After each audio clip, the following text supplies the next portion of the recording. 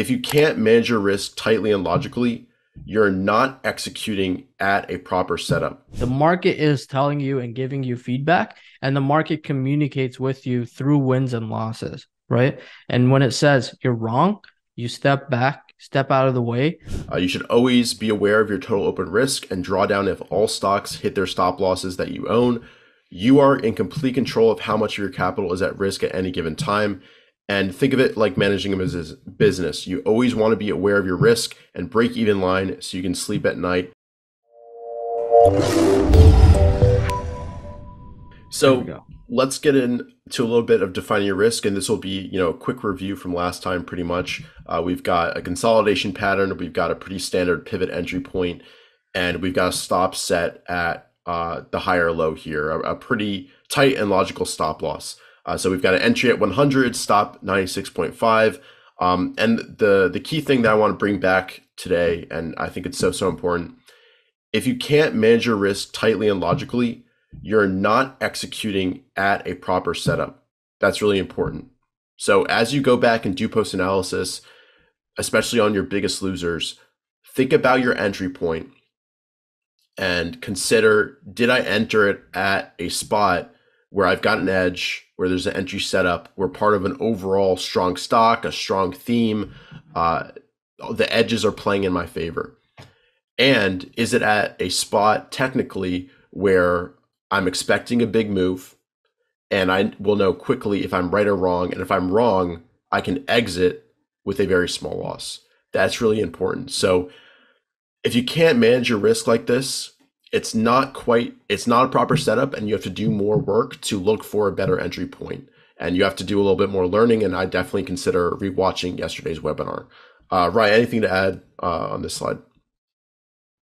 No, I mean, if you don't, at stage 1, 2, which many of participants are today, you have to know a definitive point. Like that goes back to the very first slide where, if you don't have a max loss and you don't have a stop loss, that that at this point I'm wrong. So at this point, when the stock comes back in and breaks this, I'm wrong, because when I entered over here, right? My thesis, whatever it was, multiple edges at play, markets looking good, et cetera, et cetera, et cetera. Whatever your thought process was over here, if the price comes back in and violates this, it's all out the door. Whatever you said over here is all out the door, right? You have to think of the next 10 trades instead of this one, because a lot of stage 1 traders, you have change of plans over here. You just come up with some creative reason in your mind to say, the market will be fine. Let me just see what happens the next couple of days. And the market is just not fine, because your entry tactic said you're expecting directional movement from that entry point. And the directional movement you anticipated was to the upside, because all the probabilities lined up. But then the market saying, hey, the directional movement from this entry is not to the upside, it's to the downside. So it's just a matter of listening to what the market's saying, right? It's just a matter of, really, the market is telling you and giving you feedback, and the market communicates with you through wins and losses, right? And when it says you're wrong, you step back, step out of the way, think of the next 10, 20 trades. A visual reminder on your desk or a visual reminder on your phone, whatever way works best for you, to say that when my stop loss hits, I will not argue with it.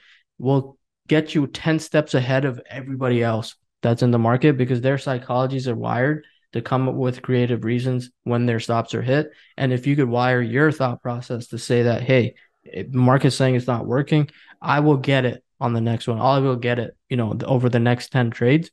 It's perfectly fine, because the math works out really, really well. So, yeah, just to add one more thing, in a sense, a strong entry tactic is and buying right is kind of your best defense, because that allows your worst case scenario to be as small as possible. So yeah, that's the only thing I wanted to add here. So moving on, I think we've got a few more slides about this. So defining your risk, the math. So we've got an entry at 100. We've got a stop at 96.5. The percentage risk is 3.5. You just have to divide the numbers and do the math there. And you can also calculate your dollar risk, because some people prefer to think in percentages. That's kind of my style. Rye, I know you're a little bit more the dollar side of things. So in order to calculate your dollar risk, all it would be is the number of shares multiplied by the difference between your entry point and your stop loss. So on 100 shares, your your max loss would be 350 there. That's your anticipated stop loss if it does get hit. So definitely do the math ahead of time with all of this. And I would say, in addition to setting a max like percentage stop, create a dollar figure where if you lost more than that on a trade, you violated something bad and you want to analyze every single one of those trades. This is an exercise that when I first started trading, this is one of the challenges where, if there's a loss over $500, we had to analyze that trade and walk through every single thing that we could have done to prevent that loss from being, that big. So set a line in the sand, both in a percentage amount as well as a dollar amount, and make sure you do the math and know how much you're risking on any given trade. Next slide. Now taking it to the portfolio level, because I did see a few questions about portfolio risk here. So if you've got a total portfolio size of 100K, we're just using that to make the math easy. It could be 10K, 25K, $1,000, $500, whatever it is for you and where you're at in your journey, that's fine. What you want to do is divide that dollar risk by your total portfolio, and that gives you your portfolio risk based on that single position. And then in order to calculate your total portfolio risk or your open portfolio risk at any given time, you basically sum up all the positions you have, sum up all their individual risks together, and that gives you your total drawdown if every single stop was hit. And you can do this based on dollar loss as well, your total dollar loss amount if every single thing was hit.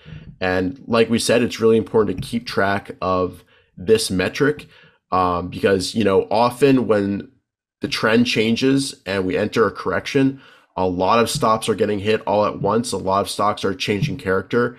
And so you want to know at any given time, if the trend changes, what is my expected drawdown? And am I comfortable with that? Am I comfortable with the risk I'm taking right now? Or, should I recognize that we're a little bit later in the trend? I'm starting to see stops get hit a little bit more. Maybe I should tighten up my overall risk and limit the new risk that I take with new positions. So I think it's really important to be able to calculate both the single position risk, both in a percentage dollar amount, as well as take it to the portfolio level and keep track of these metrics. Ryan, anything to add about, keeping track of those metrics or calculating it or anything like that? No, I mean, if today you don't know, let's say you have a position in the market and you don't know that if that position was hit, how much of your portfolio is at risk, you're stage one. And it's as simple as that. Over a series of trades, you will continue to lose money. That's the raw truth. And if you just don't know these two stats, which are very basic as to, what's my dollar risk or what's my percentage risk and what's my open portfolio risk at this very moment, right? Then it's not good enough at the end of the day. And that's just how it goes in the markets. So the only other thing that I do have to add here is I know a lot of people have Excel sheets that do this. I think going that way is really good initially because you get to see the numbers for yourself. Again, I'm very big on if you do it line by line and mathematically, maybe on even a notebook, at least the first couple of years, right? The first couple of years, you just write those out.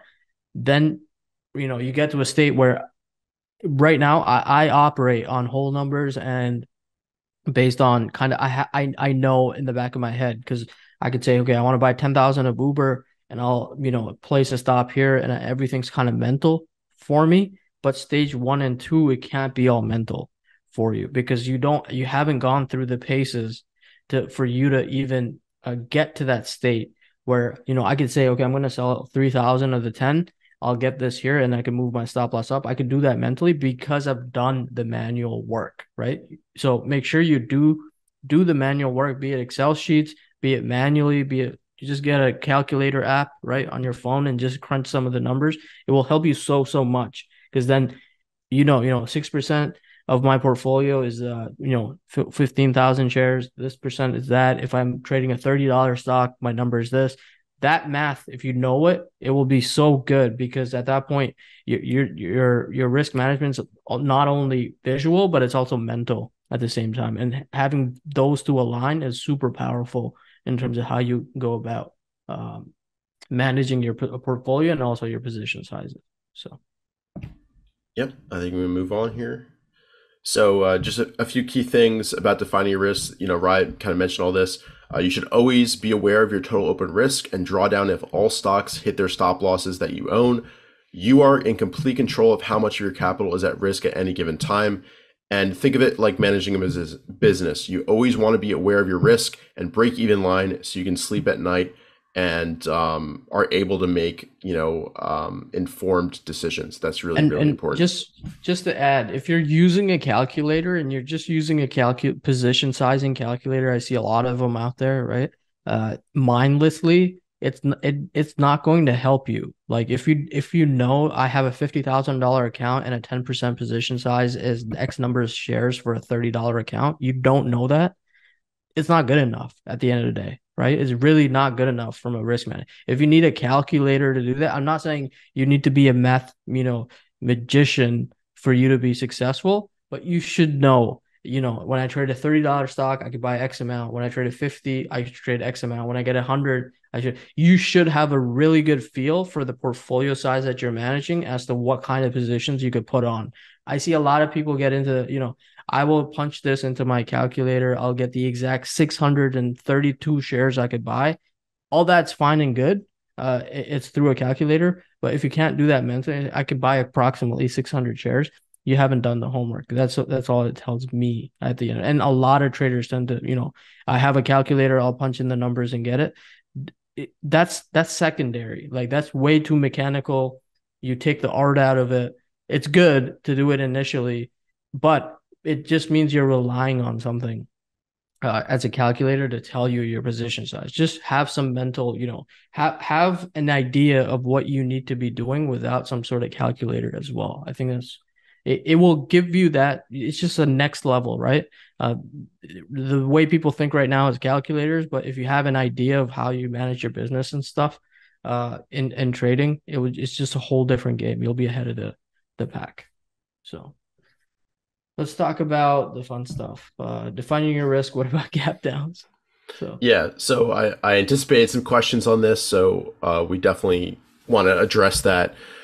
First, I think these happen a lot less often than you think. I think, this is one of the main excuses why people don't set stop losses. Oh, a gap down is going to take me out, then it's going to rip.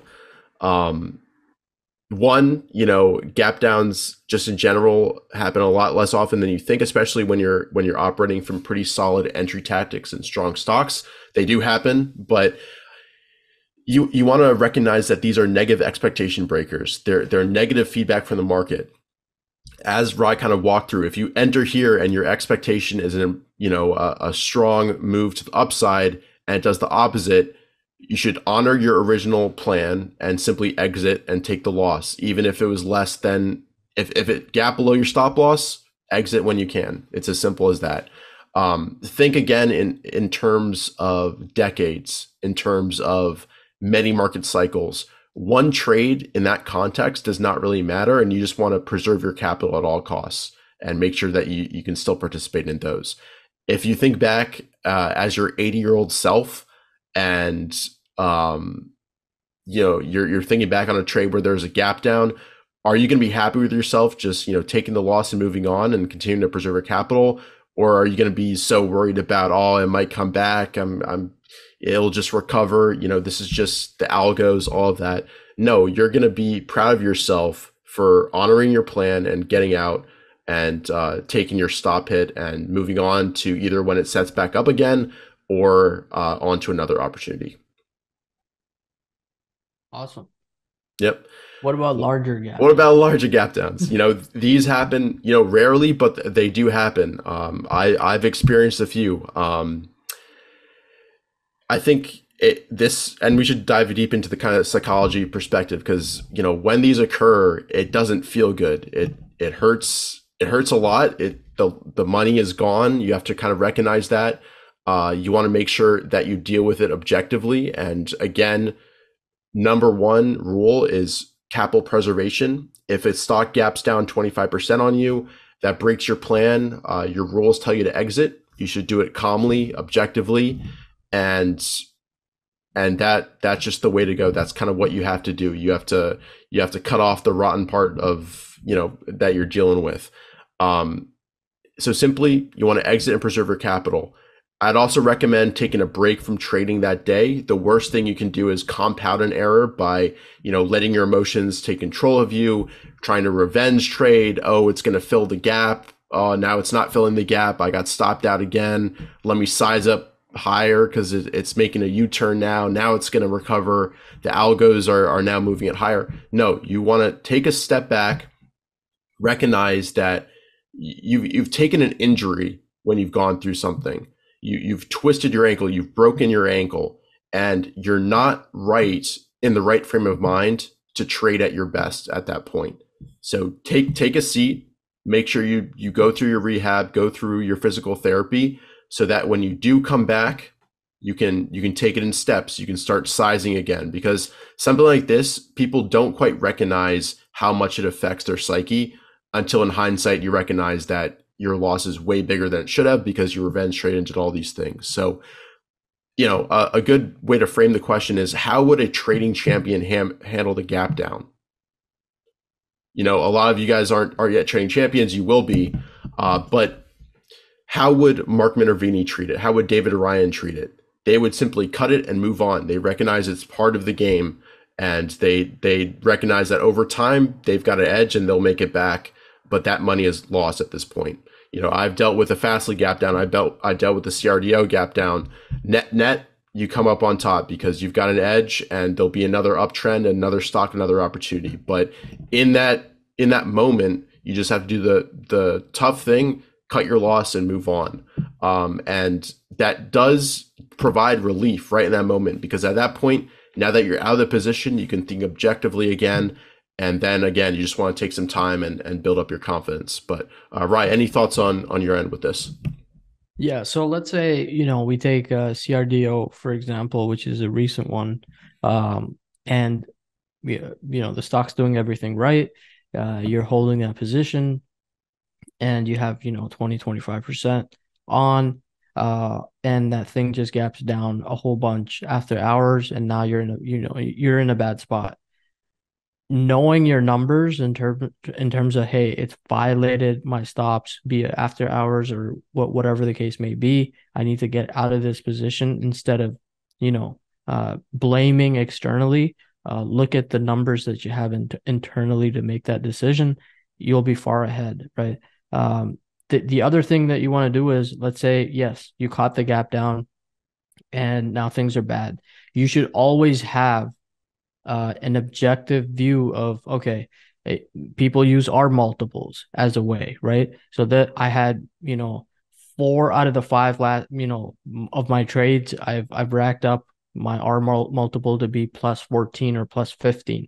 Now the CRDO is a minus 20, let's say, right? So now you're minus 5 in terms of the R multiple. That will give you a really good perspective of where you sit, and things won't look as bad. And when you put a lens from, on it from that point of view, what happens is you will take the loss a lot quicker and a lot easier on yourself than saying, oh my God, this position's down 35%, and you don't have any idea on how it affects your portfolio, how much position size you put on that name, what it means. Let's say this happened from May to September, you made a lot of progress this year, right?